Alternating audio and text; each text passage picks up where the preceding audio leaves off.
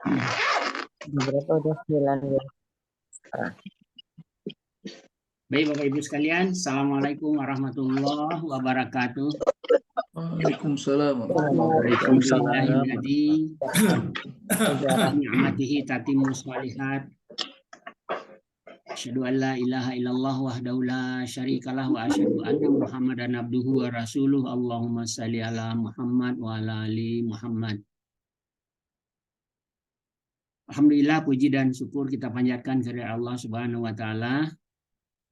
Pagi hari ini kita masih diberi sehat oleh Allah, masih diberi kesempatan oleh Allah, masih diberi umur oleh Allah, sehingga kita masih bisa memperbaiki diri, masih bisa ngisi koper-koper kita yang masih barangkali belum penuh, yang untuk kita bawa ke akhirat kelak.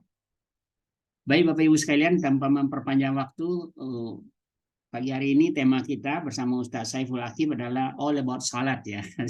Saya kok enaknya bacanya all about salat, apapun mengenai salat gitu ya, karena ini kan penting sekali buat kita semua dan banyak permasalahan-permasalahan barangkali yang kita belum yakin atau masih ragu-ragu begitu, bisa kita diskusikan bersama Ustaz nanti pagi hari ini. Baik Bapak Ibu sekalian, untuk mendapatkan berkah dan rahmat dari Allah, mari sama-sama kita buka acara kita dengan sama-sama baca basmalah. Bismillahirrahmanirrahim. Dipersiapkan ya Bapak Ibu sekalian catatan, pulpen, dan hati kita. Ya, kita konsentrasi khusus bersama Ustadz pada pagi hari ini. Baik, tafadhol Ustadz. Baik, terima kasih. Bismillahirrahmanirrahim. Assalamualaikum warahmatullahi wabarakatuh. Waalaikumsalam warahmatullahi wabarakatuh. Alhamdulillahirabbil alamin wassalatu wassalamu ala asyrafil mursalin nabiyina wa maulana Muhammadin wa ala alihi wa sahbi ajmain. Wa qala rabbi shrah li sadri wa yassir li amri wahlul 'uqdatam min lisani yafqahu qawli. Amin ya rabbal alamin. Bapak, Ibu-ibu, hadirin hadirat jamaah taklim virtual yang dirahmati Allah Subhanahu wa taala. Apa SKI ya? HKI, Ustaz. HKI. Husnul Khatimah Institute. Husnul Khatimah Institute, mudah-mudahan kita husnul khatimah semuanya. Amin amin ya Allah. Allah jadikan umur kita dan sisa umur kita ini sebagai bentuk pengabdian total pada Allah Subhanahu wa taala, sehingga kapanpun Allah panggil kita, kita siap menerima panggilan tersebut dengan ucapan labbaik Allahumma labbaik, labbaik la syarika laka labbaik. Salawat dan salam semoga senantiasa tercurah pada Nabi besar Muhammad sallallahu alaihi wasallam, uswatuna wa qudwatuna, contoh teladan bagi kita semua yang kita berharap berqudwah pada beliau agar kita layak menjadi umatnya, nantiasa berhak mendapat syafaat beliau yang begitu mulia di sisi Allah SWT nanti. Ya rahimakumullah. Ini tema tentang all about salat ini gitu ya. Memang sangat banyak sekali, bahkan kalau kita lihat dari satu kitab aja dalam kumpulan hadis ya, dalam Bukhari itu hampir ratusan hadis tentang salat semuanya. Tapi dalam kesempatan ini karena temanya banyak, saya persingkat atau saya bagi-bagi terminnya. Jadi sekarang bicara tentang sejarah perintah salat terlebih dahulu, di mana kita katakan dengan memahami sejarah perintah salat ini dalam rangka kita memahami kasih sayang Allah terhadap orang mukmin sebagai bentuk taklif yang ringan dan istimewa. Jadi salat itu ringan, salat istimewa. Kalau kita bandingkan dengan syariat-syariat sebelum agama Islam. Nah, oleh karena itu, jamaah rahimakumullah, ya, alhamdulillah kita bisa berhimpun kembali. Bahkan kita sudah berada di pekan-pekan terakhir dari bulan Zulqa'dah ini. Insya Allah kalau nggak hujan, ya, tanggal 10 Zulhijjah kita akan mendapatkan satu hari raya besar, yaitu hari raya kurban. Di mana kurban ini sebagai simbol syariat Allah. Makanya kita harus istimewakan, populerkan, dan jangan kita sembunyikan. Bahkan saya sendiri di rumah ini, di yayasan ini, kita biasa memotivasi jamaah masyarakat untuk berkurban. Di tempat saya itu ada 3 tempat untuk berkorban di lingkungan saya, di masjid sendiri, di rumah, dan di beberapa yayasan. Tujuannya apa? Untuk memakmurkan dan juga untuk mempopulerkan syariat kurban ini. Jadi menyembelih hewan kurban tidak hanya hari pertama saja hari kurban, tapi 3 hari berikutnya harus nuansa kurban semuanya. Baik ya rahimakumullah, tema kita masalah sejarah perintah sholat. Walaupun nanti dalam diskusi boleh kita diskusikan masalah-masalah apa saja tentang sholat, karena saya ingin biar sistematis, biar terinci, kita urut tentang pembahasan sholat ini. Pertama dari sejarah perintah sholat itu. Dan kita lihat dasarnya dalam Al-Quran Allah jelaskan tentang bagaimana perintah sholat yang istimewa itu.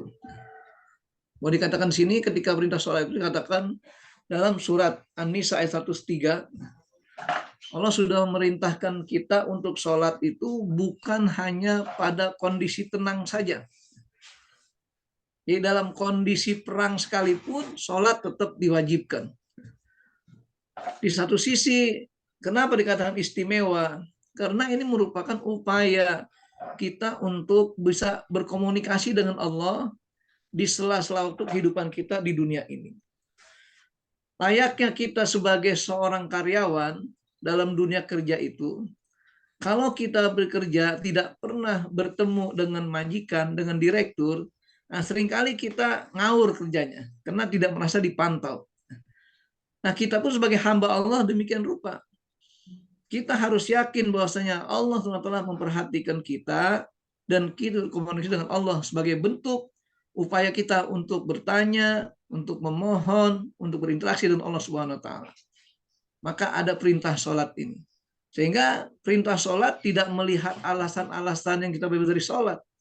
Termasuk dalam surah An-Nisa 103 ini katakan, فَإِذَا قَضَيْتُمُ الصَّلَاةَ فَاذْكُرُوا اللَّهَ قِيَامًا وَقُعُودًا وَعَلَى جُنُوبِكُمْ. Kalau kalian sudah lakukan sholat dalam kondisi darurat apapun, maka segeralah ingat Allah. Ini fazkurullah, artinya berzikir kepada Allah, interaksi kepada Allah SWT, qiyaman wa qu'udan wa ala junubikum. Baik dalam keadaan berdiri, dalam keadaan tegak, dalam keadaan nunduk, dalam keadaan sakit sekalipun, tetap ingat Allah. Karena intinya hidup kita harus terkoneksi dengan Allah SWT. Bahkan kalau fa'idat maknantum, kalau sudah merasa tenang, nanti dalam dunia sudah tidak ada perang ini, fa'aqimus sholah, tegakkan sholat dengan sebaik-baiknya, dengan syarat rukun yang sempurna. Kenapa demikian? Inna sholata kanat alal mu'minina kitaban mauquta. Karena hakikatnya sholat diwajibkan kepada orang mukmin sesuai dengan aturan waktu-waktu tertentu. Jadi bukan keinginan kita menentukan waktu itu. Nanti di akhir kita bahas tentang bagaimana penetapan waktu sholat yang 5 waktu itu ini adalah bersifat mahdoh. Artinya bukan karya Rasul, bukan ijtihad Rasul. Tapi mahdoh itu artinya sesuatu yang Allah tetapkan langsung. Tidak menerima pendapat ijtihad manusia dalam hal ini. Ini kita kaitkan dengan bagaimana ketika Allah memberikan perintah sholat. Bahkan sebagai bukti bahwasanya sholat ini adalah merupakan taklif yang ringan, dengan prinsip dasar kasih sayang Allah SWT, Aisyah pernah sebuah hadis Nabi. Itu dari Bukhari pada hadis 3935. An Aisyah radhiyallahu anha qalat furidatis shalah rakaataini. Kata Aisyah, awal mula perintah sholat itu 2 rakaat saja. Dan riwayat lain dikatakan rakaataini. Summa hajarun Nabi sallallahu alaihi wasallam, dan Aisyah Rasul hijrah ke Madinah, fafuridat arba'an. Akhirnya diwajibkanlah jadi 4. Wa turikat sholatus safari alal ula. Adapun sholat safar, sholat qashar itu dikembalikan pada asal mulanya 2 rakaat. Makanya ketika kita bicara bagaimana sholat qashar itu, pada dasarnya dalam sholat qashar bukan menciptakan hukum baru, tetapi back to basic, kembali pada asalnya. Sama dengan kasus ketika Rasulullah SAW mendapat keringanan dan para sahabat dengan nikah mut'ah. Ketika nikah mut'ah itu dalam peperangan itu dibolehkan saat itu. Setelah itu diharamkan kembali. Bukan Allah pelin-pelan gitu ya. Tapi balik kepada asalnya. Bahwa hakikatnya pernikahan tidak boleh diikat dengan waktu tertentu. Maka dikatakan pernikahan merupakan al-aqdu al-abadi yang tetap sifatnya yang sifat, bukan dengan waktu itu. Nah ini terkait dengan sholat pun begitu. Ketika awalnya 2 rakaat Allah wajibkan, dan kemudian ketika ada sholat safar, sholat qashar, maka kembali pada 2 rakaat pertama itu. Nah dalam penjelasan dikatakan oleh hadis yang lainnya, riwayat dari Ahmad bin Hambal, Anna Aisyah qalat qad furidatis shalah rakaataini bi Makkah. Jadi sholat itu pertama diwajibkan itu 2 rakaat ketika Rasul masih di Mekah. Falamma qadima Rasulullah SAW al-Madinah, ketika Rasul hijrah ke Madinah, zada ma'akuli rakaataini. Maka ditambahlah setiap yang 2 rakaat itu ditambah 2 rakaat berikutnya. Illa al-maghriba, kecuali maghrib. Kenapa maghrib kok tidak 4 rakaat? Fa innaha witrun nahar. Karena maghrib sebagai witir di siang hari, penutup hari kita maghrib. Makanya saya sering sampaikan tanpa ungkapan berlebihan, saya katakan bahwasanya pada dasarnya kita kalau habis sholat maghrib boleh ngucapin selamat menempuh hidup baru. Jadi ketika selesai sholat maghrib, kita coba saudara-saudara kita selamat menempuh hidup baru. Kenapa? Karena dapat hari baru dia malam hari itu. Dan itulah hakikatnya pergantian waktu, pergantian tanggalan yang sebenarnya. Kenapa demikian? Karena kalender Hijriah itu atau kalender Islam ini pergantian waktunya bukan di tengah malam jam 00, tetapi pergantiannya di saat waktu maghrib itu. Makanya kalau kita ingin buktikan secara alami, justru yang connect, yang jelas adalah pergantian waktu bukan di tengah malam, tapi di sore hari itu ketika maghrib. Coba kita bayangkan dan kita coba terapkan untuk membuktikan hal ini. Kalau kita hidup jam 11:30 malam dengan jam 12:30 pagi, itu nggak ada bedanya. Baik pengaruh udara ataupun kondisinya. Tapi kalau kita hidup di sore hari, jam 5:30 dan 6:30, beda rasanya. Kenapa? Sudah berganti hari itu. Kenapa? Allah sudah tundukkan alam untuk kita.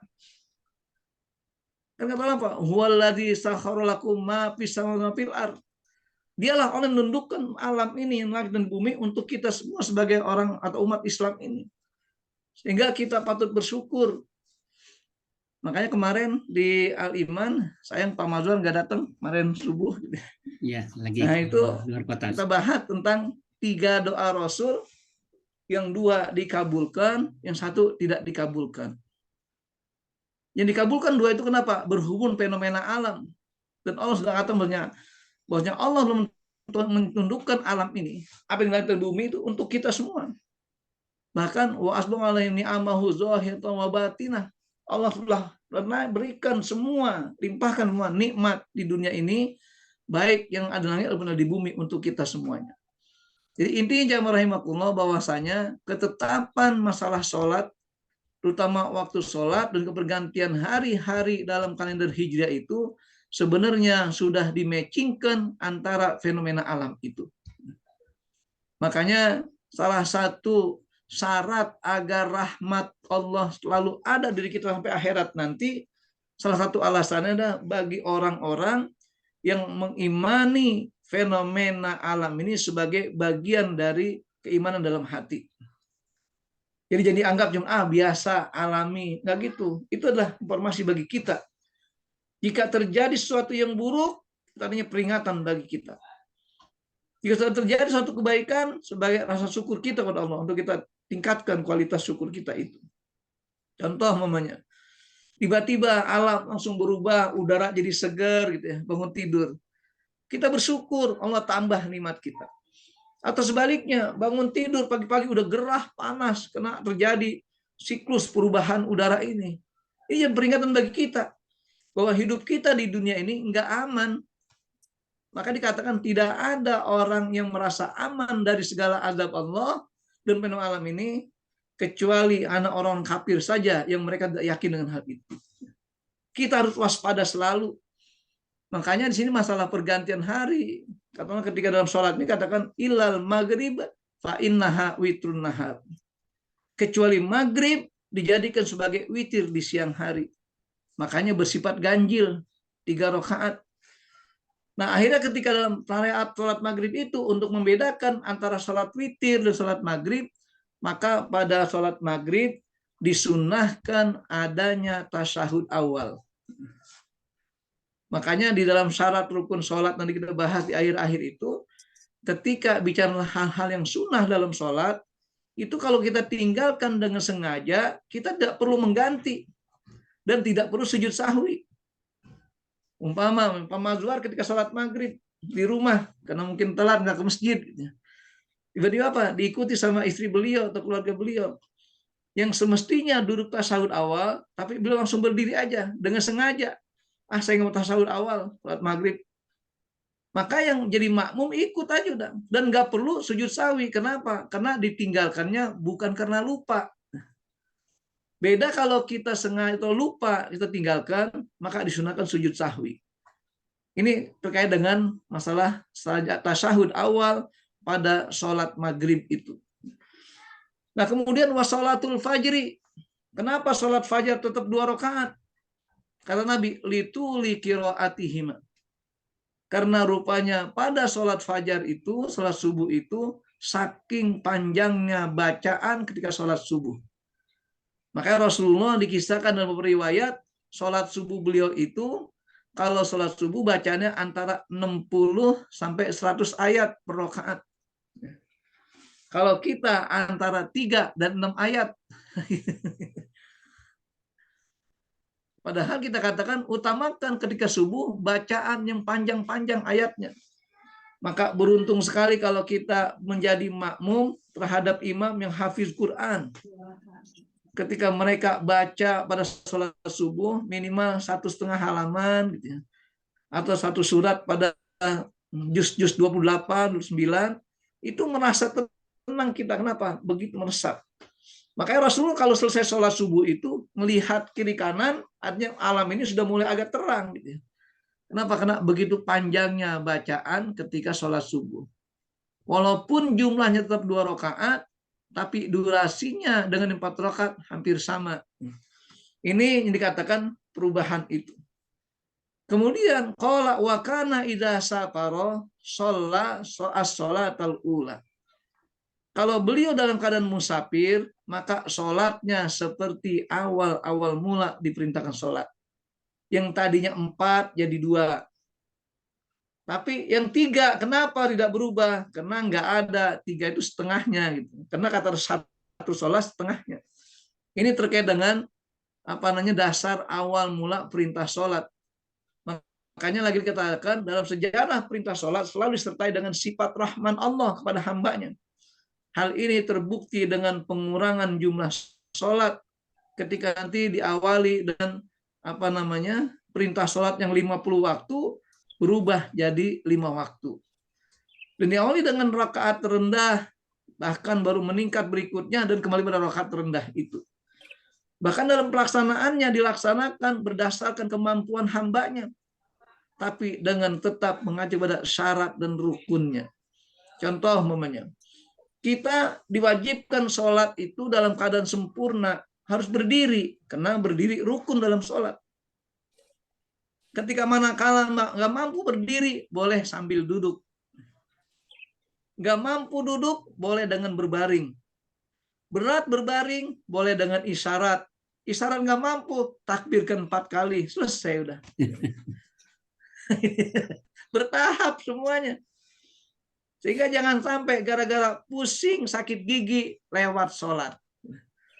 Gara-gara resepsi pernikahan di rumahnya, didandan, dihias, lewat sholat. Gara-gara ada tamu di rumah, lewat sholat. Gara-gara musafir, lewat sholat. Ini berarti apa? Tidak paham syarat dan rukunnya itu. Jadi keringanan sholat harus tetap mengacu kepada syarat dan rukunnya. Mana yang wajib, mana yang sunnah, mana yang mesti, seterusnya diterangkan semuanya hal itu. Ini terkait dengan dasar syariahnya masalah perintah sholat tersebut. Nah, ini tentang bagaimana kalau kita bahas tentang perjalanan Rasulullah ketika Isra Mi'raj. Dikatakan sebagai buah dari Isra Mi'raj dan perintah sholat itu. Ini saya singkatnya bacaannya. Jadi sengaja saya kasih tinta hijau di sini. Kata Anas bin Malik ketika harus mengatakan summa furitus sholat khamsina sholatan kula yaum. Jadi pertama ini perintah sholat 50 kali sholat setiap harinya. Kemudian berubah sampai Pak Umir tuh bi khamsi sholawat kula yaum. Dari 50 dirubah menjadi 5 kali sholat. Kenapa demikian? Karena lagi-lagi merujuk kepada kondisi Bani Israel yang dimiliki Nabi Musa alaihissalam, maka dikatakan di sini, saya bacakan saja. Jadi hadis an Anas qala summa utitu bi inain min khamrin wa inain min labanin. Jadi aku diberikan ketika Isra Mi'raj itu, pertama ada bejana isinya khamar, kedua bejana isinya susu, dan ketiga isinya madu. Qala fa'akhadtu al-laban. Aku ambil yang susu itu. Apa kata Jibril? Qala hadhil fitrah. Inilah fitrah anta 'alaiha wa ummatuka. Berarti kamu dan umatmu tetap pada kondisi fitrah itu. Qala summa furidatis sholatu khamsina sholatan kulla yaumin. Qala faraja'tu famarartu ala Musa alaihissalam. Akhirnya aku datang ke Musa, ditanya Musa, bimadza umirta, dengan apa kau diperintahkan? Qala umirtu bi khamsina sholatan. Kata Muhammad, aku diperintahkan dengan 50 kali sholat kulla yaumin setiap hari. Qala inna ummataka lastati'u li khamsina sholatan. Hai Muhammad, umatmu tidak mampu mengerjakan 50 kali sholat dalam sehari semalam itu. Wa inni qad khabartu annas. Aku sudah pengalaman terhadap manusia qablaka sebelum kalian ke Bani Israel. Wa alatu Bani Israel asyada mu'alajah. Dan aku sudah mengajarkan mereka, memberikan kepada mereka itu sebaik-baiknya. Tapi mereka tetap tidak mampu mengerjakan hal itu. Makanya secara singkat dikatakan, ketika orang Bani Israel menerima perintah Allah lewat kitab Taurat oleh Nabi Musa, mereka menjawab wa qalu sami'na wa asoina. Jadi kami dengarkan tapi kami hianati atau kami ingkari. Kenapa? Karena taklif dalam agama Yahudi begitu berat.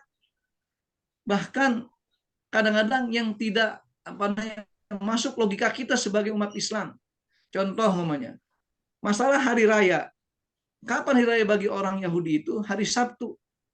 Ternyata pada masa awal-awal syariat turun pada mereka itu, ketika hari Sabtu mereka tidak boleh mancing. Jadi hari raya dengan cara diam saja di rumah, nggak kemana-mana. Apa yang terjadi? Penyimpangan dengan Bani Israel.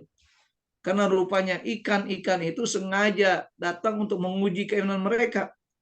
Ketika datang hari Sabtu, ikan semuanya minggir dari tepi lautan itu. Sehingga mengundang mereka untuk berkhianat, melanggar aturan Allah SWT. Nah, sanksinya langsung cash and carry. Atau apa? Allah ciptakan, Allah jadikan mereka kirodatan khosiin, menjadi kerak-kerak yang hina. Itu kenapa? Karena pelanggaran beratnya agama Yahudi. Nah, beda dengan Islam. Ketika Nabi Muhammad SAW mendapat keringanan ini, kenapa? Karena dasarnya ketika beliau bertanya Nabi Musa, menyikapi perilaku Bani Israel. Karena jamaah rahimakumullah, ketika Bani Israel itu mendapat perintah yang besar dan mereka dilaksanakan, bukan karena mereka tidak mampu, tapi karena sengajaan mereka untuk menolak hal itu. Makanya bagaimana Islam tidak demikian, ada tawar-menawar. Sehingga Rasul balik pada Allah minta keringanan, dikurangi 10 terus sampai terakhir dikatakan Pak Umirtu bi khamsi shalawat kulla yaumin. Akhirnya aku dapatkan keringanan dari 50 menjadi 5 kali sholat saja. Farajatu ila Musa faqala, aku datang kepada Musa, bima umirta, dengan apa yang dibilang? Qultu umirtu bi khamsi shalawat kulla yaum. Aku diperintahkan untuk sholat 5 kali dalam sehari semalam. Faqala inna ummataka la tastati li khamsi shalawat kulla yaum. Umatmu tidak akan mampu untuk mengerjakan sholat 5 kali sehari malam itu. Wa inni qad khabartun nas, aku adalah yang paling tahu masalah manusia itu. Qablaka itu Bani Israel. Assalamu alaikum farji ila rabbika fasul at-tahfif limantika. Maka kembali lagi pada Tuhanmu minta keringanan. Apa kata Rasulullah? Qala qultu qad sa'altu rabbi hatta astahyaitu atau istahyaitu walakini ardo wa uslim, tapi aku sudah menerima dan rela dengan perintah ini.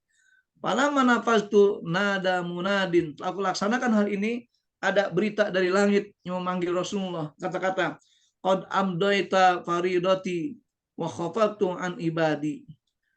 Aku telah berikan apa yang kau perintahkan padaku, dan akhirnya aku ringankan untuk hamba-hambaku itu. Itu artinya bagaimana ketika Allah memberikan keringanan dengan sifat rahmannya kepada umat Islam ini. Jamaah rahimakumullah. Oleh karena itu kenapa diberi keringanan? Beberapa alasannya. Yang pertama, dasar taklif untuk beribadah kepada Allah adalah syariat kepada Bani Israel tadi, yang dibimbing oleh Nabi Musa alaihissalam. Karena syariat kepada Bani Israel dipandang menyusahkan mereka. Sehingga mereka berkata kepada Nabi Musa, sami'na wa asoina.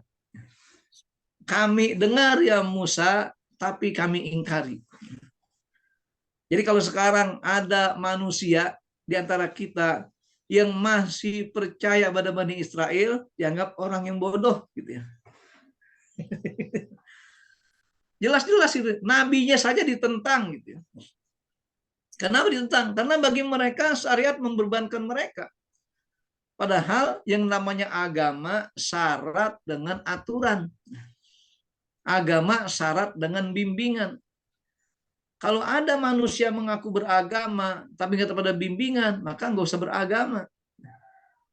Akhirnya sekarang lagi tren ini, karena ada seorang YouTuber gitu ya, yang dengan bangganya pakai kaos pluralisme, dari gambar masjid, gambar salib, gambar bintang David, gambar Hindu, Buddha, sebagainya, dibilang akulah yang bangga dengan pluralisme. Itu kebodohan gitu ya. Kenapa kebodohan? Karena Allah sudah tutup syariat dan syariat Islam. Kata Allah, al-yauma akmaltu lakum dinakum. Hari ini aku sudah sempurnakan agama ini. Wa atmamtu alaikum nikmati, aku lengkapi nikmat kepadamu. Wa raditu lakumul Islam, dan aku ridho Islam sebagai agama kalian. Itu sudah sempurna. Maka kita katakan dalam ayat lain katakan wala tu'minu illa liman tabi'adinakum. Jangan kalian percaya hai umat Islam kecuali mereka mengikuti agama kalian. Makanya misi Rasulullah ketika Allah itu kata Allah apa? Huwallazi arsala rasulahu bil huda wa dinil haq liyuzhirahu 'ala dini kulli. Jadi sengaja Allah utus umat Islam atau agama Islam untuk dimenangkan dari agama yang lainnya. Tujuannya apa? Untuk menjadi parameter kebenaran. Nah, cuma sayang kira umat Islam ini merasa merendah, merasa tidak pede, nggak percaya diri. Padahal jelas-jelas agama-agama sebelum Islam teman dipegang oleh Bani Israel ini hanya permainan bagi mereka. Makanya Allah kisahkan dalam Al-Quran, kata mereka apa? Nu'minu bi ba'dil kitab wa nakfuru bi ba'd.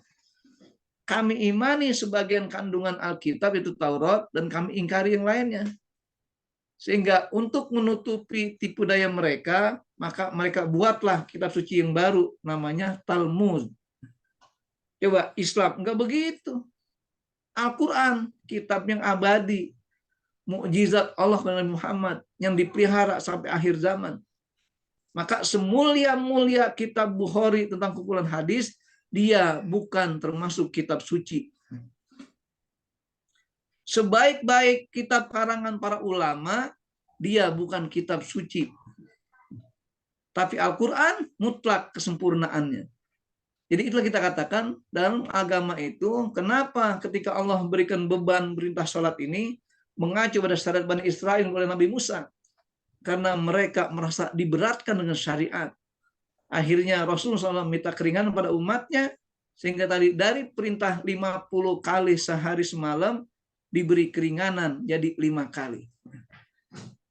Dan kemudian perintah sholat sebagai cara untuk berkomunikasi secara teratur antara hamba dan sang pencipta. Tadi dalam mukadimah saya katakan, kita ketika sebagai karyawan, sebagai pegawai, bekerja di perusahaan, kalau kita nggak pernah dipantau oleh atasan kita, baik itu manajer, direktur, sebagainya, kita merasa nggak ada aturan bekerja. Makanya apalagi dalam dunia keuangan, bahwa bagian keuangan harus siap untuk diperiksa, dikoreksi setiap saat. Kenapa? Sebagai ada bentuk pengawasan. Makanya dia kerja dengan baik, dengan aturan-aturan. Dan kalau perlu dia tingkatkan kualitas pekerjaannya, biar dapat sorotan baik dari atasannya. Nah begitu pula kita. Kita ibadah sehari-hari, bekerja di dunia ini, beraktivitas. Kalau kita nggak merasa ada yang memantau, kita akan seenaknya. Makanya Allah berikan peluang pada kita beberapa waktu dalam sehari itu untuk kita komunikasi dengan Allah Subhanahu wa taala. Makanya ketika sholat ini awalnya perintahkan 3 waktu sebagai kontrol kita.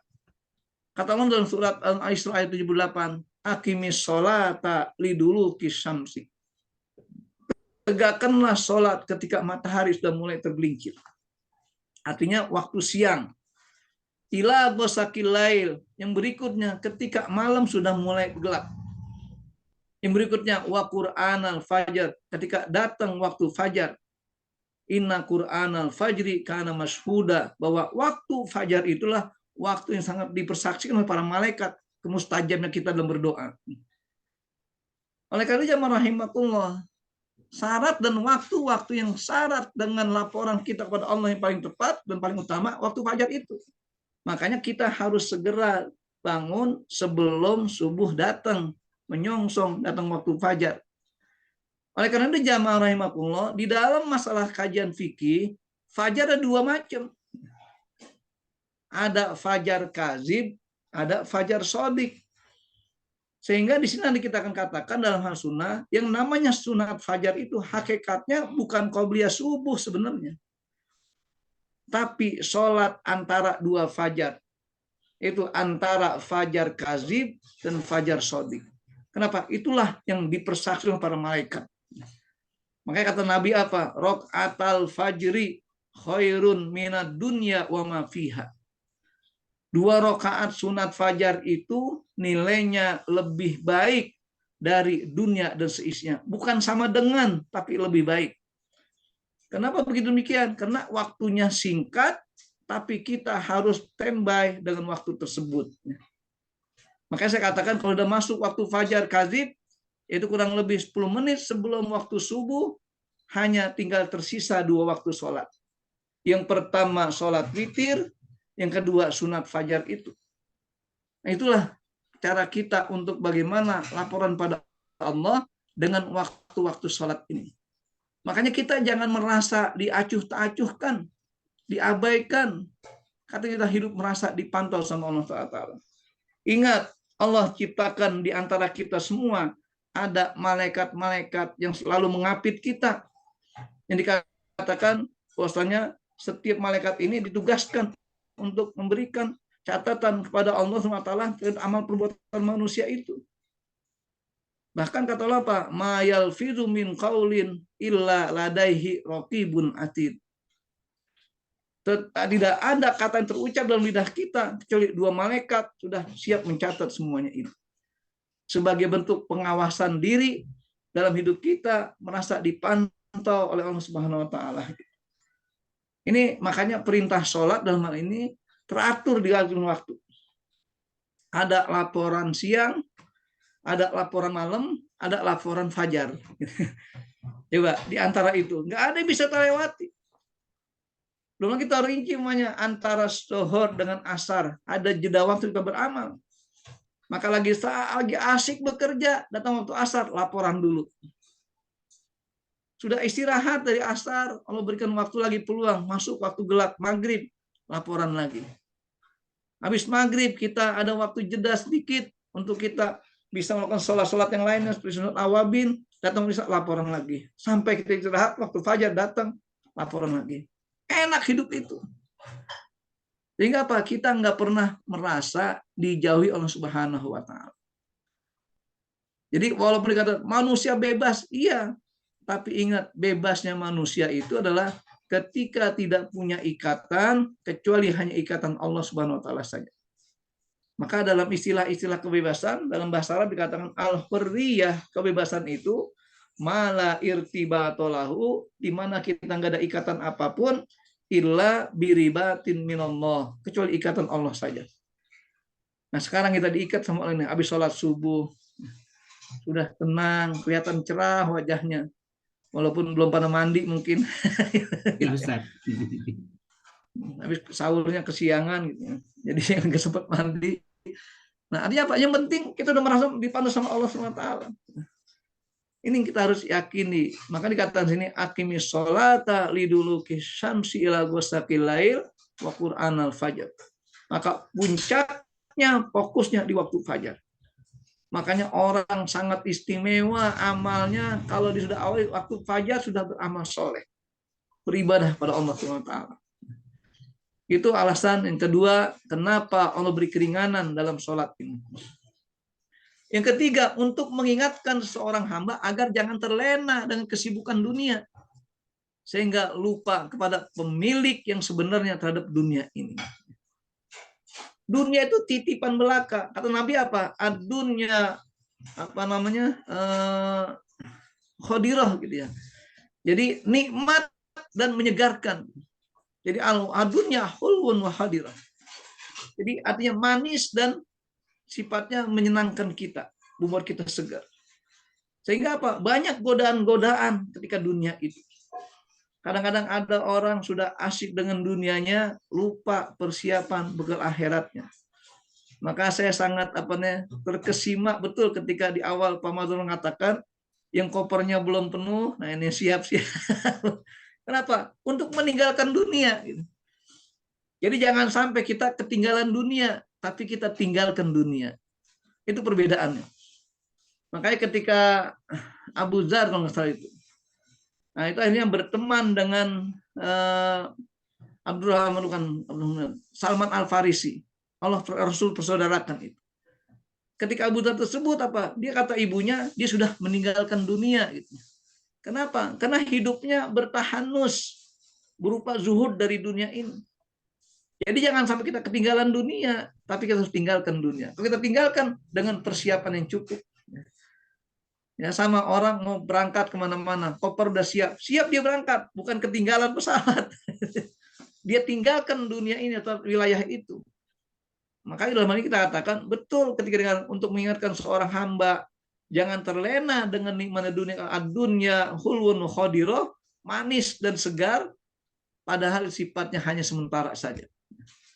Makanya kita katakan agar manusia sebagai hamba Allah yang terpadu antara jasmani dan rohani ini dapat memenuhi kebutuhan hidup keduanya dengan sempurna, maka kita harus padu hidup kita itu.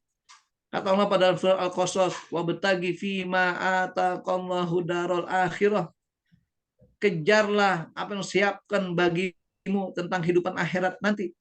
Tapi apa tolong? Wala tansa nasibaka minad dunya. Tapi jangan dilupakan hidupmu masih punya jatah di dunia ini.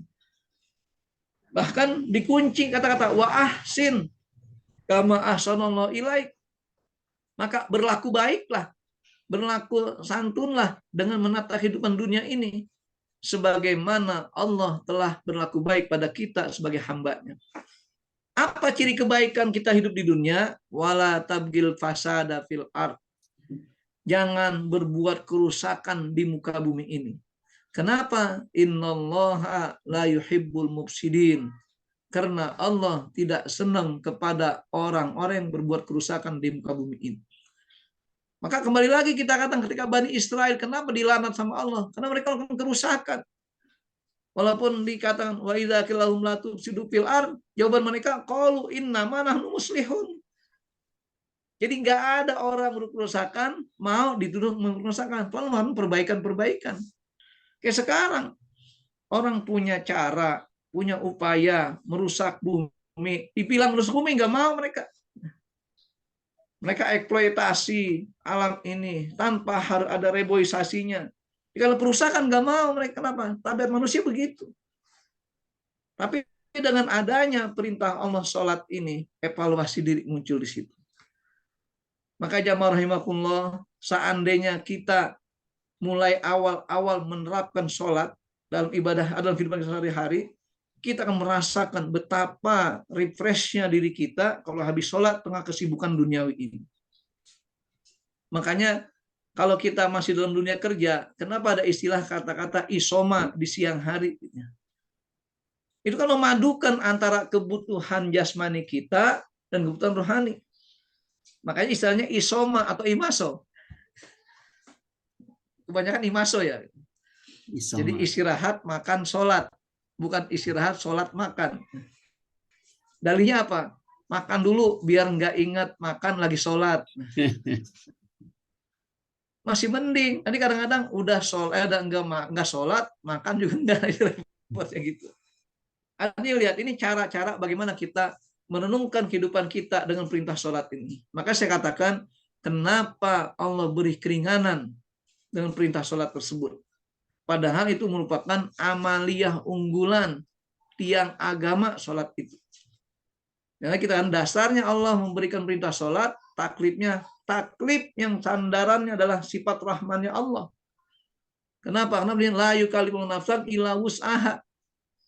Maka dalam doa pun diajarkan di surah Al-Baqarah, Rabbana wala tahmil alaina isron kama hamaltu aladzina min qablina. Ya Allah, jangan kau bebani kepada kami beban yang tidak bisa kami pikul sebagaimana pada kaum sebelum kami ini.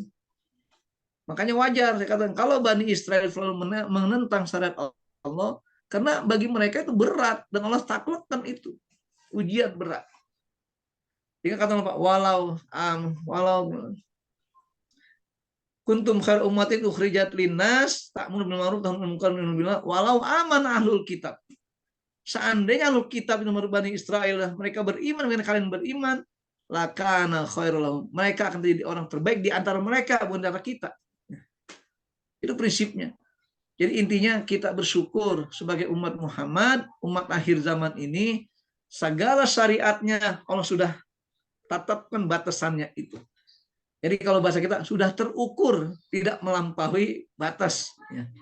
Nah, tinggal kita mau tidak menjadikan ini sebagai parameter kebaikan kita daripada Allah SWT. Nah, keistimewaan 5 kali sholat sama dengan 5 kali kenapa? Pertama, karena dasar taklif yang Allah berikan adalah cermin sifat rahmannya. Maka dalam kebaikan amal seorang muslim dilipat gandakan sampai 10 kali lipat. Apa menurut surah Al-An'am 160? Man ja'a bil hasanati falahu asrul amsalihah. Barang siapa yang mengerjakan kebaikan di dunia ini, falahu asrul amsalihah. Maka baginya 10 kali lipat dari perbuatan baik itu. Dan sebaliknya, waman ja'a bisaiati fala yujza illa mislaha. Tapi barang siapa berbuat keburukan, tidak akan diberikan balasan setimpal dengan apa yang dia kerjakan. Dan apa kata di akhir? Wahum la yuzlamun. Dan itu tidak ada unsur kezaliman Allah lakukan. Makanya kita ketika beramal soleh, tantangannya berat dibanding kita berlaku maksiat.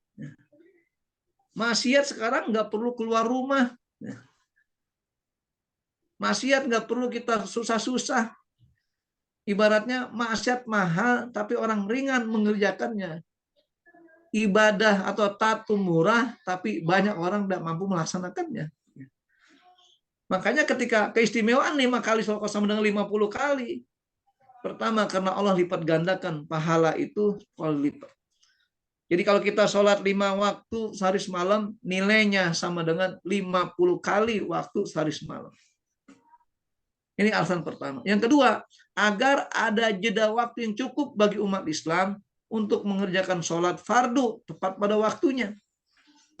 Karena itu adalah merupakan sebaik-baik sholat. Coba seandainya nih terjadi 50 kali sholat hari semalam, tidak ada keringanan apapun. Coba jarak satu sholat yang lain hanya sekitar 32 menit saja. Coba apa yang kita bisa kerjakan 32 menit? Kadang-kadang masak mie aja nggak mateng. Gitu. Iya, 32 menit jaraknya.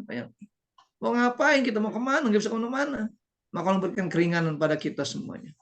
Karena kita yakin bahwasanya sebaik-baik sholat kita kerjakan di awal waktunya itu. Kalau cuma 30 menit, dia nggak bisa ngapain. Kapan tahu awal dan akhirnya, bingung dia. Sehingga kata Rasul apa? An ummi purwah atau ummi parwah qalat suila Rasulullah SAW ayul a'mali afdal. Ya Rasul, amal apa yang utama dikerjakan bagi kita sebagai seorang muslim ini? Apa kata Rasulullah?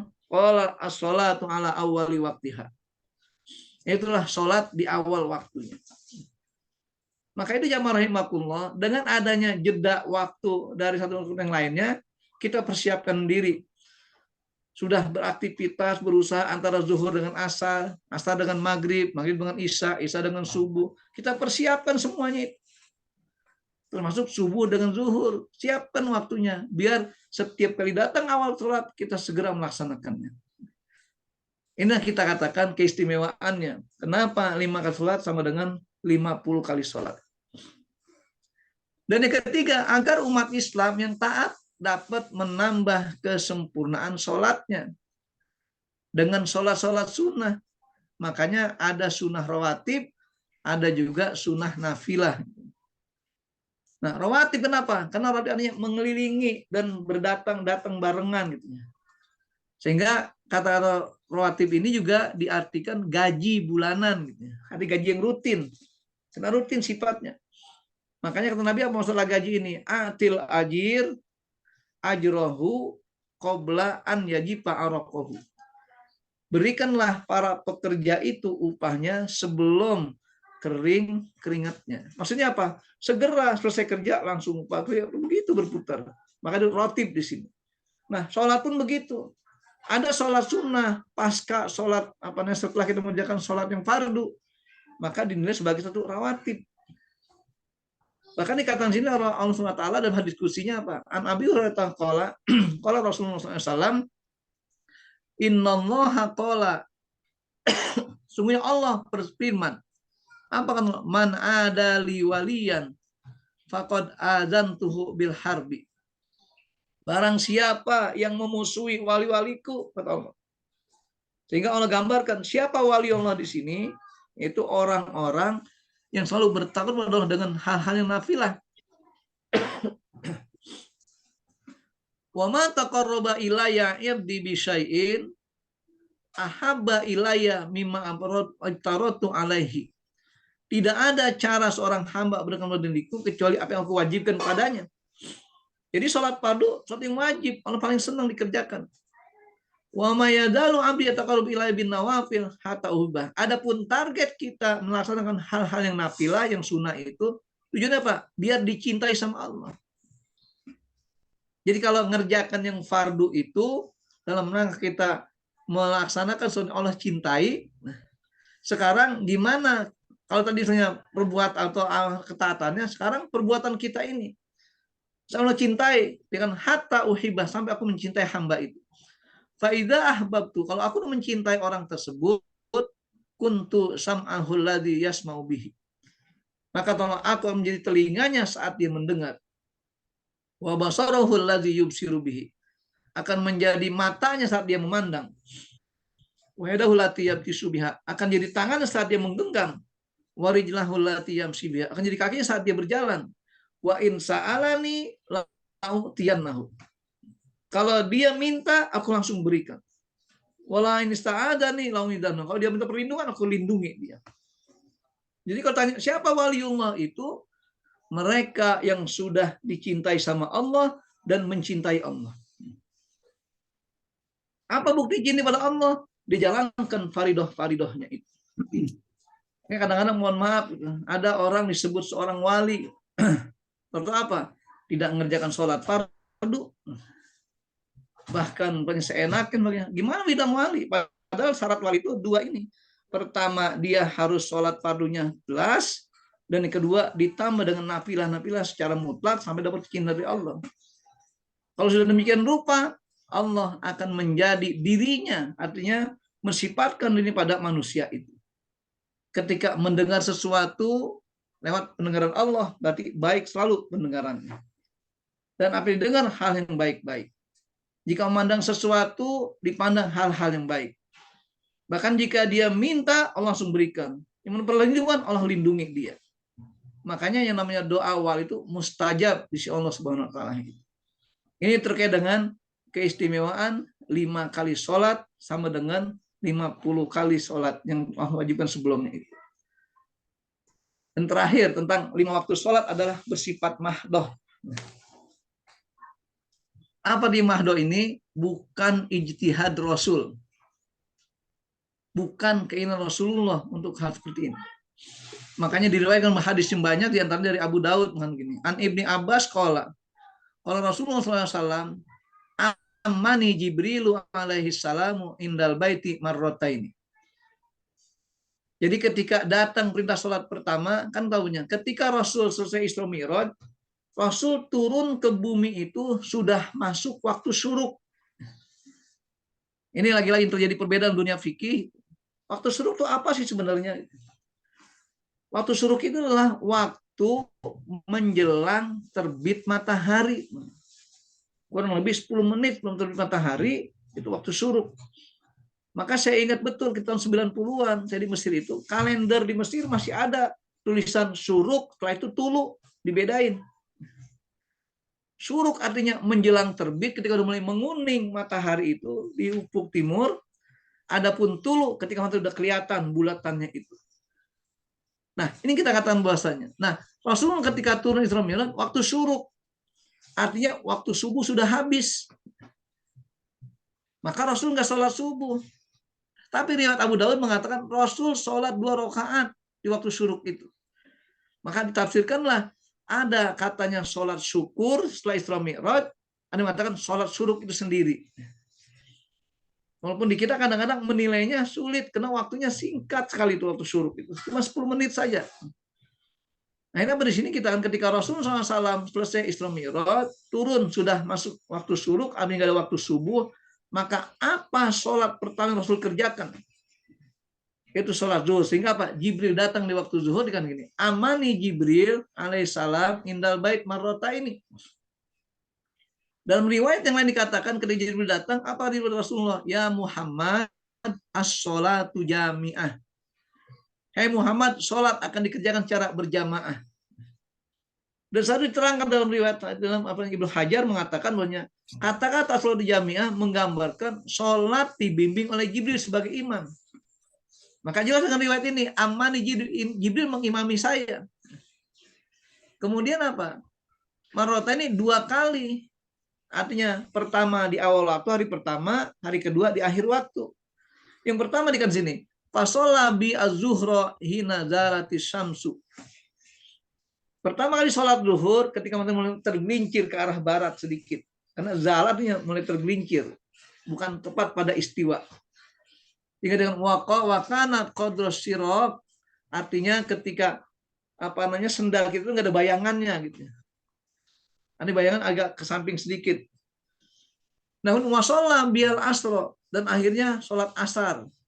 Hina kana diluhu mislahu, ketika bayang-bayang panjangnya sama dengan bendanya. Wasolla biya yakni al maghrib hina abtaros soim, dan datang sholat maghrib ketika orang berbuka puasa, itu terbenam matahari. Wasolla bial Aisyah hina gobas syafaq, dan sholat isya ketika mega merah hilang dari ufuk barat. Wasolla bial fajr hina harumat ta'amu wasyarab ala shaim, dan sholat subuh ketika diharamkan oleh berpuasa untuk makan dan minum waktu sahur. Kemudian berikutnya apa? Falamma kanal god, hari berikutnya sholat biya az-zuhra hina kana dilu mislahu, sholat zuhur ketika kemarin sholat asar, bayang-bayang panjangnya sama dengan bendanya. Wasolla bial asra hina kana dilu mislaihi, dan sholat asar ketika bayang-bayang panjangnya 2 kali bendanya itu. Wasolla bial maghrib hina abtaras shaim, ada sholat maghrib seperti semula ketika orang berbuka puasa. Makanya maghrib waktunya singkat sekali. Wasolla bial isya ila sulusil lail, dan sholat isya sampai 1/3 malam akhir. Kapan itu sholat akhir itu? Dikatakan ketika waktu tadi fajar itu yang pertama, fajar kadib tiba di situ. Wasolla bial fajro, dan sholat fajar fa asfaro summa iltafata ilayya, Dan ketika mulai menguning matahari itu, nah, akhir subuh itu tadi waktu syuruk itu, iltafata ilayya, akhirnya berbalik padaku Jibril, faqala ya Muhammad, hada waktul anbiya min qablika. Inilah waktu-waktu sholat para nabi sebelum engkau. Maka dalam kitab Qalbi Umairah yang merupakan fikih perbandingan itu dikatakan bahwasanya disitulah ketetapan waktu-waktu setelah Adam, Nuh, Idris sampai kepada Nabi Ibrahim alaihissalam. Apa kata Jibril? Wal waktu, adapun waktu sholat ma baina hadil waktu, antara kedua waktu tersebut. Jadi ini jamaah rahimakumullah. Artinya kita berupaya bahwasanya ketentuan waktu sholat ini bukan hasil ijtihad Rasul, tapi bimbingan Allah lewat Jibril. Maka dalam prakteknya ketika Jibril datang di hari pertama mengatakan as-sholatu jami'ah, hai Muhammad, sholat berjamaah. Kemudian Muhammad berkata pada sahabat yang 6 orang atau 5 orang, ya ashabi as-sholatu jami'ah. Maka terjadilah 2 imam, 2 makmum saat itu. Rasul menjadi makmum terhadap Jibril sebagai imamnya, dan Rasul menjadi imam terhadap para sahabat yang bermakmum padanya. Kenapa sahabat nggak bermakmum pada Jibril? Karena sahabat nggak bisa melihat Jibril. Nabi Muhammad bisa melihat gerak-gerik Jibril. Maka dalam perjanjian fikih, seorang makmum harus tahu gerak-gerik imamnya. Kalau memang banyak safnya itu minimal tahu gerakan saf terakhir dari pandangan dia. Sehingga dalam hal ini kita kalau makmum tidak tahu gerakan imam, cuma dengar suaranya saja, ini bisa jadi salah pengertiannya. Terutama ketika imam lupa umpamanya, yang mesti tadi berdiri atau dia duduk sebagainya, kan makmum nggak lihat gerakannya, cuma dengar suara. Makanya saya selalu mengatakan pada cara imam itu, coba bedakan takbir intikal itu antara berdiri dengan duduk. Kalau berdiri agak panjang, Allahu Akbar. Kalau duduk, Allahu Akbar. Biar tahu makmum di belakang. Ini kadang dibalik. Ada beberapa masjid itu, imam saya sering tegur. Jangan dibalik. Dia berdiri, Allahu Akbar. Dia duduk, Allahu Akbar. Nah, makmum bingung. Makanya ada etika sholat berjamaah yang harus diperhatikan oleh para imam. Jadi bukan hanya bimbingan makmum saja, imam pun dibimbing juga. Makanya kesempurnaan sholat ada syarat rukun dan akhlaknya juga. Wallahu a'lam bishawab. Silakan kembali pada Muhammad. Baik, Masya Allah. Di share-nya dilepas saja, Ustaz. Iya. Baik, Bapak Ibu sekalian, luar biasa ini kelihatannya masalah salat ini banyak sekali. Ini baru pembukaan nih dari Ustadz. Baru pembukaan ini. Baru pembukaan. Barangkali spesialisasi Ustadz ini kita nanti mungkin teruskan mengenai salat barangkali karena banyak sekali masalah yang kita bahas. Baik, Bapak Ibu sekalian, silakan yang mau bertanya langsung, tidak hanya terpaut dengan yang udah Ustadz sampaikan tadi, tapi all about salat. Apa masalah? All about salat. Saya mulai dari yang buka ini, silakan buka videonya ya yang mau bertanya. Silakan. Bu Mumun, silakan Bu Mumun. Ya. Alhamdulillah, makasih Pak Mazwar. Udah ditunggu-tunggu ini pertanyaan. Masya Allah. Makasih Pak Ustadz. Ini betul-betul berkenan sekali kajian ini bagi kita yang sudah yang beginilah kira-kira mau menunggu waktu ini. Yang udah digembok ya. Iya, makanya. Jadi yang akan saya pertanyakan adalah singkat aja Pak Ustadz, tapi mungkin penjelasan yang panjang. Apa hakikat sholat yang sesungguhnya? Ya. Sebab masalahnya selama ini saya merasakan sholatnya itu baru belakangan ini. Kalau dulu sholat itu adalah merupakan kewajiban. Kalau kita sekarang merasakan sholat itu adalah kebutuhan. Jadi bagaimana meluruskan paham yang selama ini, kalau dulu diajarkan di sekolah-sekolah sama orang tua kita juga bahwa kalau kita nggak sholat itu adalah dosa. Kalau kita berdosa itu dibakar sama api neraka. Jadi tidak ada kaitannya sehingga kita buru-buru sholat, segera sholat. Sudah selesai sholat ya habis begitu saja. Padahal yang sekarang setelah kita mengaji baru kita tahu bahwa sholat itu tidak saja kewajiban, tapi adalah kebutuhan. Ya. Jadi mohon penjelasannya supaya bisa kita pahami, kita hayati, di penghujung hayat ini supaya kita memperbaiki akidah yang sesungguhnya sholat itu seperti apa. Jadi supaya kita betul-betul husnul khotimah bersama Allah. Walaupun sebagian tadi udah Pak Ustadz jelaskan, sudah paham dengan sangat, tapi mudah-mudahan apa yang saya tanyakan ini berguna juga buat teman-teman saya yang mungkin juga sepaham bahwa selama ini kita sholat memenuhi kewajiban dan tidak merupakan kebutuhan. Kemudian, di dalam sholat, dulu kita merasakan mana yang lebih dipentingkan ini Pak Ustadz.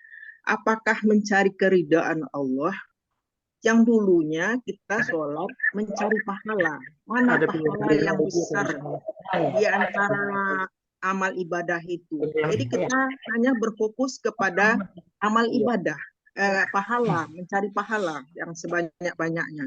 Tapi yang sesungguhnya bagaimana? Apakah sekedar mencari pahala yang banyak atau bagaimana Pak Ustadz? Ini mohon pencerahannya, mudah-mudahan bermanfaat buat saya dan buat kita semua. Amin. Mudah-mudahan dengan keluasan ilmu Pak Ustadz menjadi jariah buat kita juga bermanfaat. Makasih Pak Ustadz. Jazakallah khair.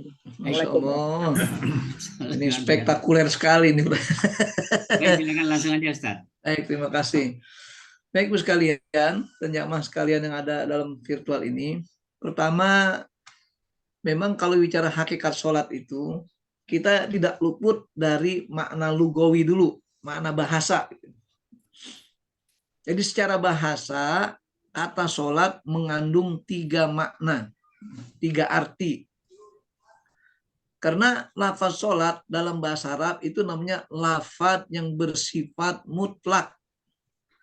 Kalau mutlak itu harus ada mubayyinnya. Sehingga mubayyin itu harus dari syariat juga.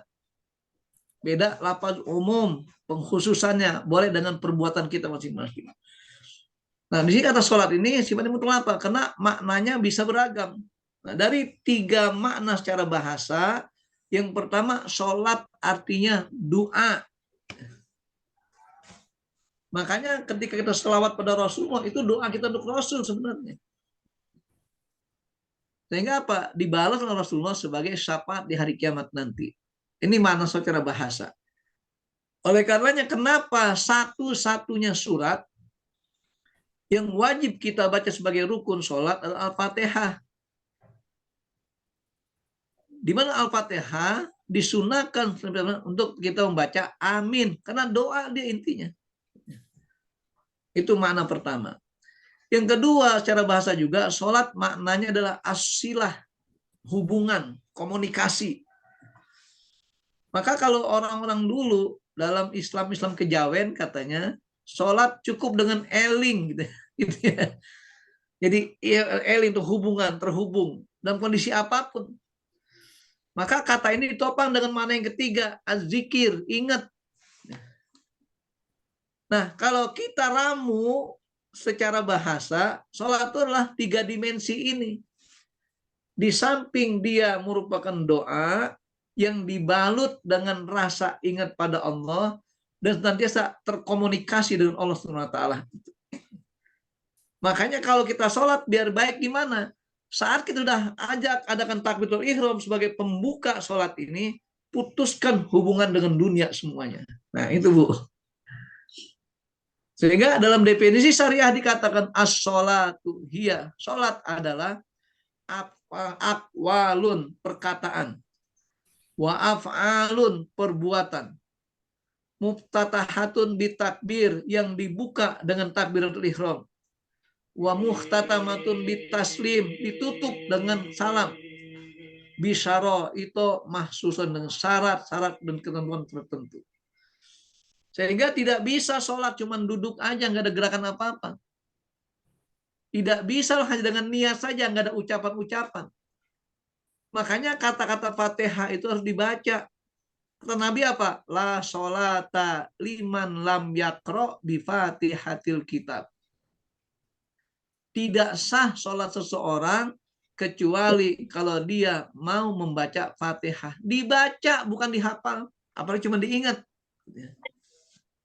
Nggak bisa sholat. Allahu Akbar. Allahu Akbar. Lu selesai baca Fatihah nggak bisa dilapazkan. Walaupun sekedar kita dengar sendiri. Kita baca dalam hati, dalam bacaan kita. Bismillahirrahmanirrahim. Alhamdulillahirrahmanirrahim. Ar-Rahman. Coba kira-kira berapa detik atau berapa menit kita baca Fatihah. Itu kita hitung sebagai bacaan. Makanya saya kadang-kadang suka melihat ada teman-teman, apalagi dulu waktu ngajar di kampus, beberapa dosen gitu ya. Ini kalau sholat ngejar setoran gitu ya. Kenapa SKS-nya cuma 1 SKS? Sehingga apa? Baru takbir. Allahu Akbar. Allahu Akbar. Loh, baca apa saya bilangin sholat? Fatihah tuh dibaca, bukan diingat, bukan dihafal gitu. Dibaca ada lafaz yang keluar. Nah, makanya kita la sholata liman lam yakro, bukan liman lam yazkur atau yahfaz al-Fatihah. Itu Bu ya. Jadi pertama aqwalun, perkataan. Yang kedua wa'af'alun, perbuatan, gerak-gerik. Nggak cukup dengan niat saja. Walaupun niatnya pengen khusyuk, duduk termenung, nggak bisa, ada gerakan-gerakan. Masa ada i'tidal, ada ruku, ada sujud, antara sujud, itu gerakan semua. Nah, ketika mereka dalam kondisi yang terhalang untuk itu bersolat musafir dalam kendaraan, dibatasi gerakannya. Ruku isyarat begini aja, sujud begini seterusnya, bedakan. Ini ada gerakan juga.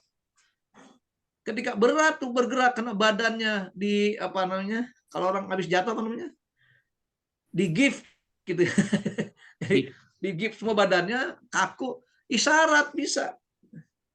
Bisa dengan jarinya atau mata, kedipan matanya, semua ada gerakan gitu. Sebagai tanda dia itu bergerak dalam sholat. Maka dia af'alun. Apa ketentuan dalam gerakan bacaan ini? Muftatahatun bitakbir. Harus di awal yang takbiratul ihram. Makanya tidak sah sholat, bahkan batal sholat karena rukun, kalau tidak takbiratul ihram. Apa yang takbiratul ihram? Ketika ucapkan takbir, kita haramkan diri kita dari urusan duniawi. Fokus hanya pada Allah. Nah inilah ukuran marotibus sholat di sini. Kira-kira kita sholatnya hanya sebatas kewajiban atau jadi kebutuhan. Di sini awalnya. Sehingga Imam Nawawi mengatakan begini, Bu. Tidak sah takbiratul ihram orang itu ketika takbir sambil nguap. Oh, gitu ya.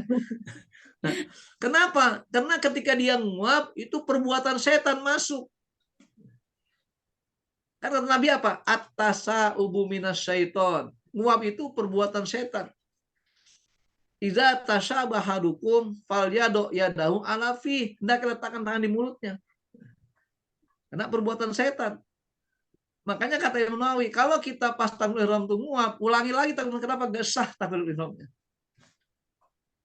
Udah sholat, lagi ngantuk-ngantuknya mau sholat isya gitu. Capek dari mana-mana.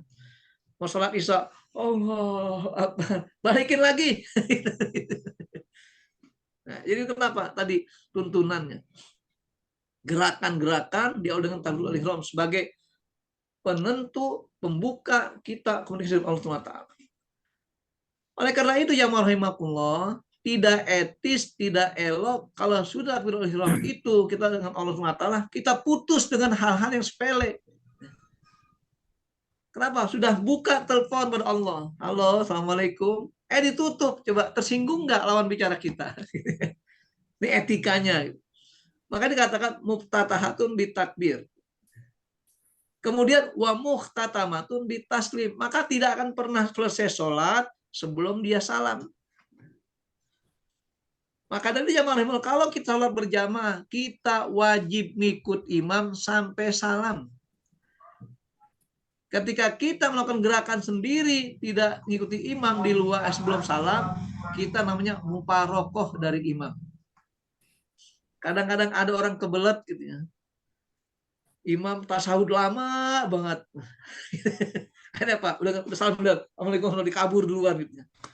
Putus jamaahnya, walaupun sholatnya nggak batal gitu ya. Sah sholatnya, tapi jamaahnya hilang pahalanya. Yang begitu seterusnya. Jadi salam itu. Makanya yang wajib dan rukun hanya salam pertama saja. Jadi contoh kasus begini, ketika lagi sholat, kita sholat sunnah di rumahnya Qiyamul Lail, karena perut bangun tidur masih mules-mules gitu ya. Pas lagi sholat, tasud akhir, dan assalamualaikum warahmatullahi wabarakatuh, keluar angin ribut. Gitu. Sudah sah sholat kita, walaupun belum salam kedua ke kiri. Kenapa? Karena yang kedua itu sifatnya sunnah saja. Yang pertama hukumnya rukun dan wajib. Nah, ini definisi sholat. Oleh karena itu ketika kita ingin meningkatkan kualitas sholat itu, maka tanamkan sedalam-dalam dari kita. Bahwa apa target kita sholat itu? Tadi yang pertama sebagai upaya kita mengingat Allah. Kalau orang udah ingat Allah, lupakan yang lain. Makanya kata Nabi apa? Ciri sholat orang munafik itu, ketika datang waktu asar, dia nggak langsung sholat. Masih ngobrol-ngobrol, masih tibrikan gitu ya. Masih jalan-jalan dulu, masih ngobrol-ngobrol tentang macam-macam. Pas menjelang matahari terbenam, baru cepat-cepat sholat asar. Kata Rasul apa? La yadhkurullah illa qalila. Akhirnya sholatnya seperti capung cebok tadi. Semua serba kilat. Tidak akan ingat Allah dengan baik. Padahal hakikat sholat mengingat Allah. Jadi ini yang kita harus pahami bagaimana ketika ingin meningkatkan kualitas sholat itu. Makanya peningkatan sholat bisa dengan evaluasi kita sehari-hari. Maka sebaik-baik sholat yang khusyuk harus ada di saat kita sholat malam. Dan bagi bapak terutama, jangan jadikan alasan sholat di masjid nggak khusyuk, akhirnya nggak mau sholat masjid. Sholat berjamaah yang dinilai bukan kehusuannya, ingat. Tapi ketaatan jamaah terhadap imam. Itu nilai berjamaah di situ. Maka Rasulullah apa dalam sabdanya? Innama ju'ilal imamu liyu'tamma bihi. Ini bahasan berikutnya mestinya nih. Tadi nggak apa-apa, bocorannya aja. Jadi sesungguhnya ia menjadikan untuk diikuti. Faiza kabbaro pakabbiru. Kalau dia takbir, maka kita makmum baru takbir. Nggak boleh duluin imam. Jadi tujuan untuk taat pada imam. Makanya pahalanya 27 derajat lebih baik sholat sendirian. Kalau ingin melatih sholat khusyuk ketika sepertiga malam, bangun sendirian, boleh ajak suami, ajak istri, anak-anak, bangun kehusuan di situ. Kenapa? Karena Allah inna nasyiatal lail hiya asyadu wat'an wa aqwamu qila. Sepertiga malam itu merupakan suasana di mana kalau belajar Al-Quran kita sholat merasuk dalam hati kita itu. Apalagi kalau sampai nangis sholat gara-gara apa? Kaki pegal. Jadi nggak apa-apa, sampaikan kondisi kita saat itu. Tanamkan kalau ingin membangun kehusukan. Maka kalau sudah sampai level seperti itu, bagi dia sholat bukan sekedar kewajiban. Jadi kebutuhan, ibaratnya kayak kita hidup butuh makan. Sama aja, kita udah jam 9 belum sarapan, perasaan keliengan. Gitu ya. Saya terus terang kalau udah jam 9 belum ngeteh, itu dunia belum lengkap. Tapi ketika puasa sampai sore pun nggak terasa pusing itu. Kenapa? Karena pengaruh niat dalam hati. Jadi ini contoh-contoh permasalahan, maka dalam sholat pun begitu. Jadi intinya ketika gimana kita merubah suasana sholat yang sebatas kewajiban saja, ini kebutuhan, perlu proses. Saya yakin Bu Mumun dan yang lainnya juga sudah bisa merasakan itu. Nah makanya evaluasi sholat bukan makin akhir makin jauh dari baik, harus makin baik dan lebih baik lagi. Walaupun kita katakan ukuran parameter kebaikan adalah dari hati kita masing-masing, dengan catatan tadi harus ikuti syarat dan rukun yang ada. Jadi jangan mengarang sendiri. Karena mohon maaf dulu ada teori sholat khusyuk Abu Sangkan ya. Nah, ya. Pernah dengar itu. Jadi harus menggambarkan sholat dengan lautan, dengan merem. Ingat, ketika mata merem itu bukan cari kehusuan, akan menampilkan pikiran-pikiran baru, ilusi baru. Ya.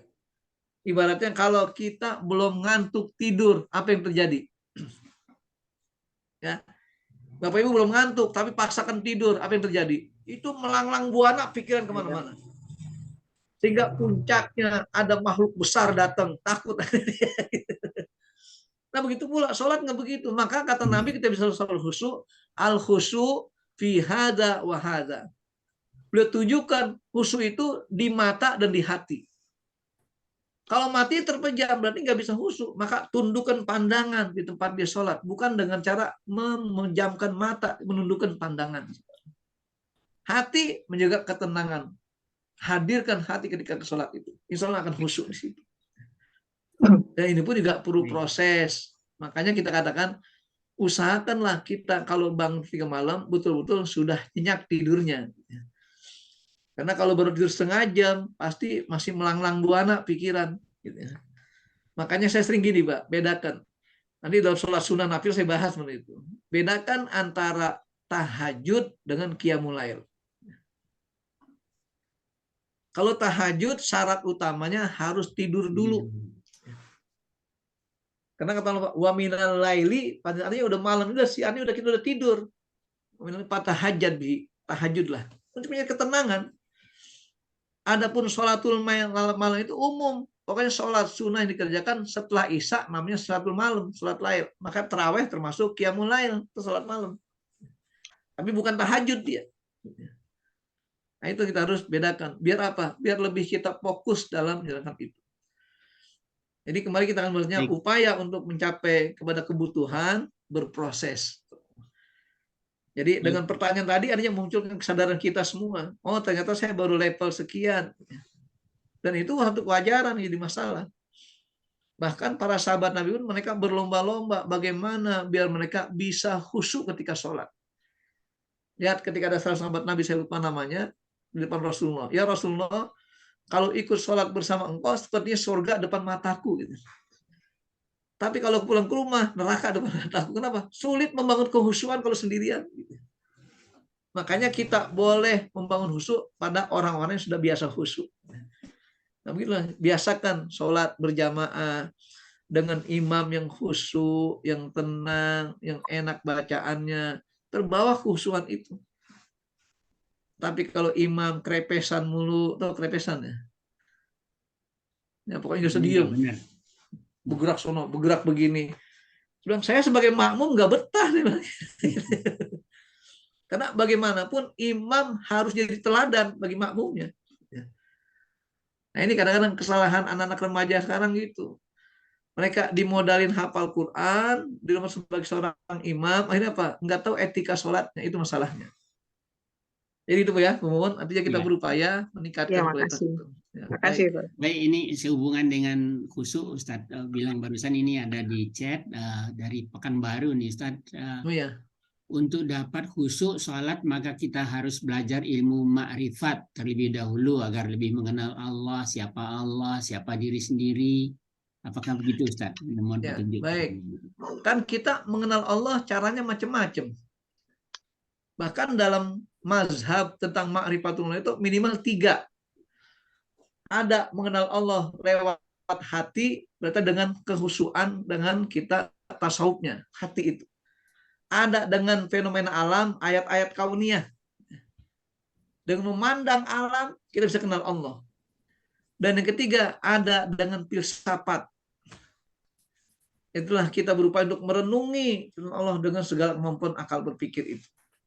Bahkan nanti Imam Ghazali memberikan solusi berikutnya, bisa dengan kata-kata syariat. Apa syariat? Dengan memahami hukum-hukum yang diberikan kepada kita semuanya. Nah, kalau orang mohon khusyuan, ma'rifatullah, pasti, karena dasar utama kita beriman, ma'rifatullah. Cuma caranya gimana? Apakah dengan kita fokus pada hati, renungkan hati, atau dengan menganalisa lingkungan atau alam ini, atau dengan ma'rifatul asma'ullah al-husna itu, dengan fenomena alamnya. Silakan. Intinya kita kan boleh caranya macam-macam. Yang jelas paling utama adalah hadirkan hati di saat takbiratul ihram.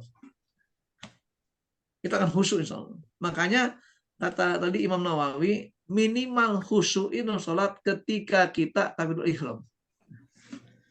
Allahu Akbar. Ingat kita dengan Allah. Makanya nggak bisa kita sambil matanya kemana-mana takbir. Gimana mau khusyuk? Kan ada orang gitu kan. Jadi memang sih gayanya, gaya apa namanya, preman gitu. Nah, datang sholat fatah mana-mana, nggak mungkin khusyuk gitu. Apalagi di depannya ada anak muda pakai kaos dagadu, ada tulisan macam-macam, dari mulai yang besar sampai yang kecil gitu kan terbaca. Jadi itu artinya apa? Kita berupaya. Proses itu memang semuanya ma'rifatullah. Tapi ma'rifatullah bukan dalam bentuk apa istilahnya tingkatan kita dalam beriman. Karena dalam dunia tasawuf dibedakan antara ma'rifatullah, kemudian ma'iyatullah, kemudian juga ada lagi namanya hikmah dalam dirinya itu punya tingkatan-tingkatan. Sehingga nanti lama-lama kalau nggak dibatasi menjadi wihdatul wujud, akhirnya merasa bersatu dengan Allah. Itu sesatnya di situ. Jadi Baik. betul artinya dengan ma'rifatullah. Cuman tadi caranya yang beragam. Silakan saja. Baik, silakan Pak Abdul Syukur, kelihatannya sudah ini. Habis itu Ibu Rita ya. Pak Syukur dulu, silakan Pak Syukur. Assalamualaikum warahmatullahi wabarakatuh, Pak Ustadz. Waalaikumsalam. Saya ingin menanyakan hal-hal yang praktis saja nih, Ustadz. Suatu Alhamdulillah. ketika kami menghadiri suatu taklim di mana imamnya kemudian memimpin sholat. Nah, memimpin sholat itu imamnya melakukan suatu kesalahan dan kemudian dia itu sujud sahwi. Nah, saya sesuai dengan Ustadz tadi, ya saya ikut saja. Tetapi banyakkan orang tidak ikut sujud sahwi karena dia merasakan yang salah imam, mungkin begitu ya. Nah, jadi yang seperti ini lalu bagaimana yang tidak sujud itu? Ya. Nah, yang kedua ini gini, Ustadz, saya melihat video di media sosial begitu. Orang dalam keadaan dirawat di rumah sakit, ada selangsang dan sebagainya, lalu dituntun sholatnya itu pakai ya takbir ya di tayamum segala gitu, kelihatannya sangat rumit sekali dan ini bisa dialami oleh kita ini karena sudah sepuh-sepuh ini. Ini sebaiknya tuh yang bagaimana yang benar itu? Ya, apakah tadi kalau keadaan seperti itu kan berarti bersucinya mungkin susah, apalagi itu di ruang-ruang yang ICU dan sebagainya. Itu aja, terima kasih Ustaz. Terima kasih. Ya, ini yang praktis namanya. Jadi singkat, padat, tepat gitu ya. Dan amaliyah praktis. Ya baik, pertama gini Pak. Hadis Nabi tentang imam dan berjamaah itu kata Nabi Pak, innama ju'ilal imamu liyu'tamma bihi. Ini patokan utamanya. Imam dijadikan untuk diikuti. Ya. Jadi liu'tamma diikuti. Kapan batasannya? Dari takbir ihram sampai salam. Ketika ada makmum yang tidak mengikuti imam, putus jamaahnya berarti. Pokoknya selama masih dalam koridor sholat sebelum salam, wajib mengikuti imam. Jadi nggak bisa alasan, kan yang salah imam. Loh kan kamu kan bermakmum. Jadi kita kecuali kalau jadi imam sendiri, nggak apa-apa, terserah dia. Pokoknya apa yang imam lakukan wajib diikuti. Termasuk, mohon maaf, kadang-kadang ketika ada imam kunut, jamaah nggak kunut, bukan dia harus sujud. Tutup, ikuti kondisi imam itu. Nah, tinggal karena kita lihat yang diikuti sifatnya apakah yang wajib atau yang sunnah itu. Kalau yang sunnah dia bisa menghargai dan tidak melakukan gerakan-gerakan sebelum gerakan imam. Contoh kayak kunut namanya, dia nggak kunut, diri aja. Dia nggak amin pun nggak apa-apa karena sunnah sifatnya. Nanti ketika imam sujud baru sujud bareng-bareng imam. Jangan imam kunut dia mau sujud sendiri, putus melakukannya hubungan jamaahnya itu, hilang pahala jamaahnya. Nah termasuk tadi ketika imam merasa lupa dia, makmum nggak lupa, akhirnya imam sujud sahwi, ikut sujud sahwi juga. Nah, makanya pentingnya saya katakan sebagai imam gerak-geriknya harus bisa dipandang oleh makmum. Ini dari salam itu apa imam lakukan ikutin. Nah, contohnya gini, ketika ibu-ibu sholat di belakang jamaah laki-laki, pakai tabir yang tinggi gitu ya. Udah gitu cuman kedengar suara doang. Imam sujud sahwi. Kan nggak ada bedanya nanti takbir itu. Dikira berdiri pada imam. Akhirnya kaget. Kadang juga imam lupa yang mestinya duduk, dia berdiri. Atau dia imam duduk lagi sebelum berdiri.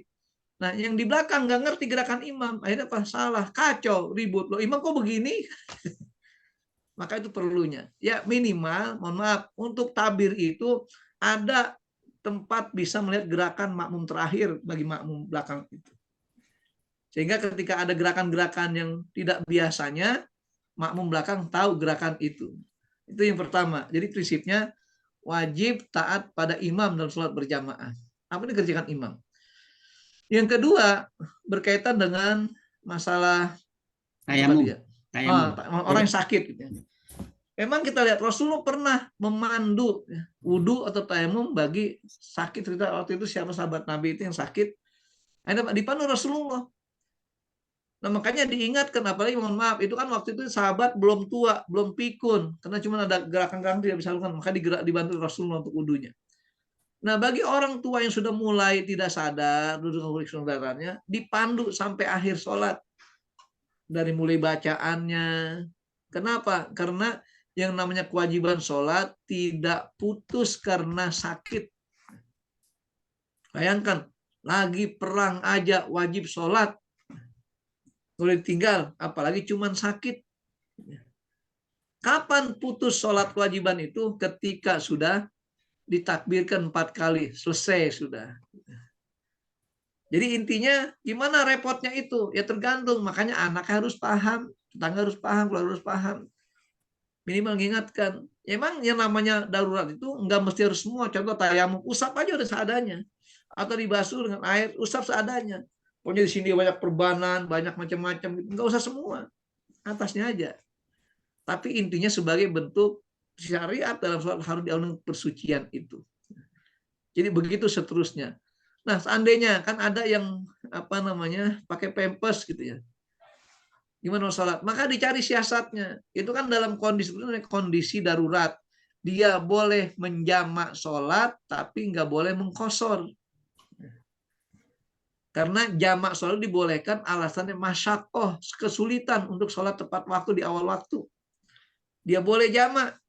Umumnya sholatnya antara zuhur dengan asar. Tahulah kalau asar jam 3:04, maka jam 2:30 dia sholat zuhur, nanti plus nyambung asar.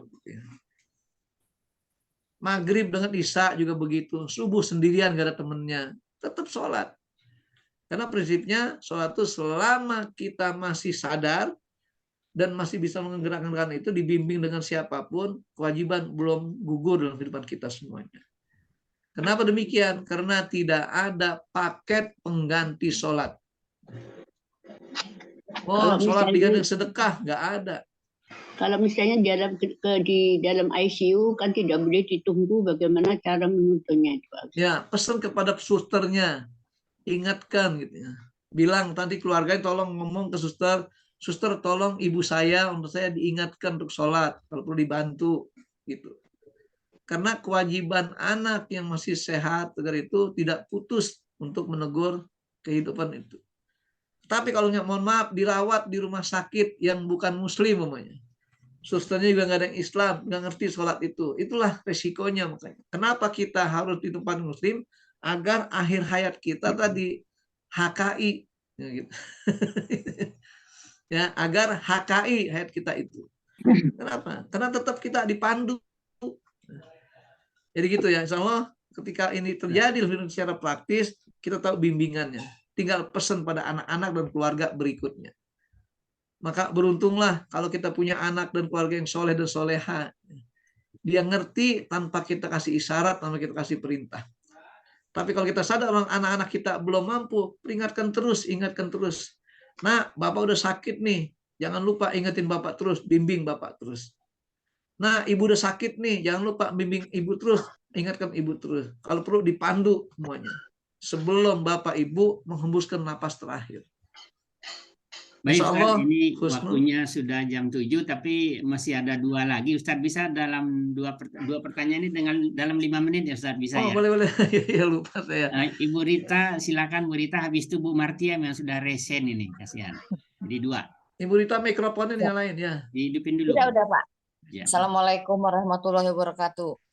Pertanyaan saya, bolehkah suami yang sudah sholat berjamaah di masjid, kemudian dia pulang ke rumah, lalu sholat lagi untuk berjamaah dengan istrinya, sementara istri kan nggak ikut ke masjid?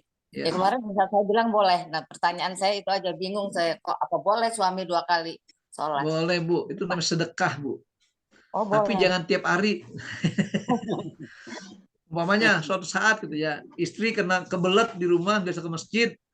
Akhirnya suami pulang, datang, udah bilang, Pak sedekah Pak. Boleh. Tapi Oh, kalau tiap hari buat sedekah, males. gitu Pak ya. Ya, Jadi silakan Bu, boleh aja insya Allah. terima kasih. Baik, singkat. Baik, silakan Bu Markem. Ya. Terima kasih Ustaz. Saya ada dua pertanyaan. Pertama, salat syuruk. Hukumnya itu bagaimana? Dikatakan siapa yang melakukan salat syuruk akan mendapat pahala seperti haji dan umroh. Tapi ada juga yang mengatakan hadis ini dhaif. Yang kedua Ustaz ya, kita memandu orang tua kita yang ini sakit ya, tapi sebentar dia tertidur. Ketika kita pandu, kemudian dia tertidur. Gimana itu hukumnya Ustaz? Ya, baik. Makasih. Ya, sama-sama. Pertama gini Bu, makanya saya kan di awal tadi, sebenarnya kata-kata sholat syuruk itu ada dua penafsiran tadi. Nabi ketika setelah Isra Mi'raj turun sudah masuk waktu syuruk, subuh sudah habis, makanya Rasul nggak sholat subuh. Dan itu belum dapat bimbingan sama Jibril, gimana cara sholatnya. Akhirnya Pak Rasul sholat 2 rakaat, maka ditafsirkan sebagai sholat sunnah syukur. Selesai Isra Mi'raj, selamat sampai tujuan gitu ya. Kayak orang habis musafir disunahkan sholat sunnah syukur itu ketika pulang dari safar yang jauh.